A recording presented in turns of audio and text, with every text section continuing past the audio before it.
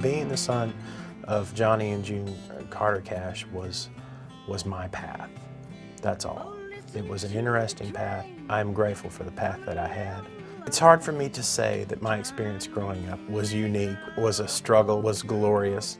My experience was solely my experience. My parents were my best friends when I was a kid.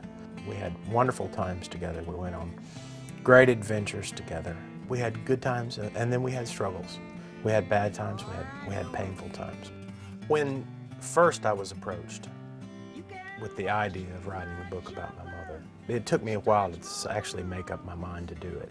I knew it would be a major undertaking. I knew it would be a spiritual journey, but I also knew that it would probably be a path of pain and grief also because of the loss.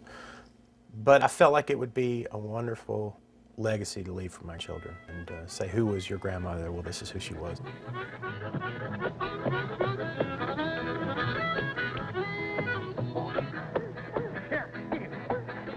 June was born into country music royalty. She was born in 1929, less than 2 years after the beginning of country music. Oh, I'll twine with flamingos and waving black hair. You had Maybelle and her 3 daughters driving from venue to venue by themselves.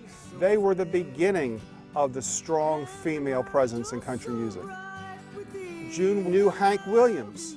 She married the Opry's greatest star at the time, Carl Smith. She knew Elvis. She was best friends with Patsy Cline. All of this was before Johnny Cash ever came into the picture. Going west to Kentucky, down the road. My mother stood for good things. She stood for purity. She stood for relationship with family. She was an image of a strong Southern lady. My mother is a musical icon in some ways to so many people because, of course, one thing, she was standing beside my father. She was the perfect fit for a duet partner with my father. There was the stage persona of Johnny and June Cash, and then there were the husband and wife that had a more quiet existence at home and then enjoyed just spending time together. But there were elements of both of those realities that came into play in both places. There were elements of their love that were part of their stage personas that were just as honest and true on stage as they were at home, away from everybody. And then, of course, there were the darker images of Johnny Cash or, you know, the troubled things, sometimes at home.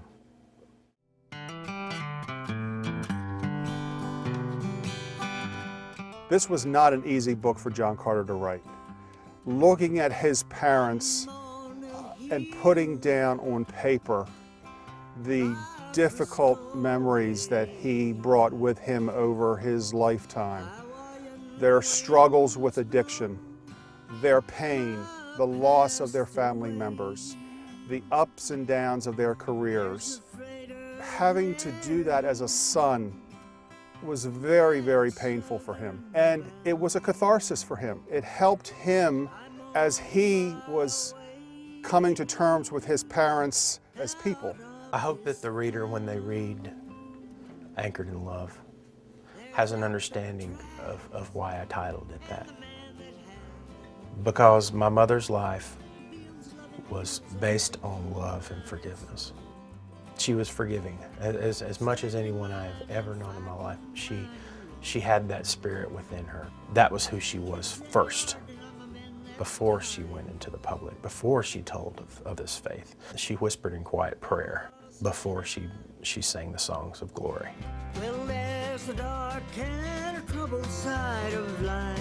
To look into the life of my parents and to study their life in a scholarly way was a unique experience for me, something I had never done. It became apparent that I didn't know nearly as much as I thought I did. There was a mystery about them.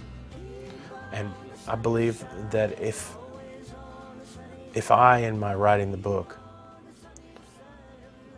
tried as hard as I could with great understanding to remove that mystery, it would be impossible. That there is no way to remove that mystery totally of who they were, and I don't understand it. So if you get the book and you think I understand, you're probably wrong. I don't. I don't fully understand who they were, and I really don't think that I ever fully will understand who they were. I accept that mystery.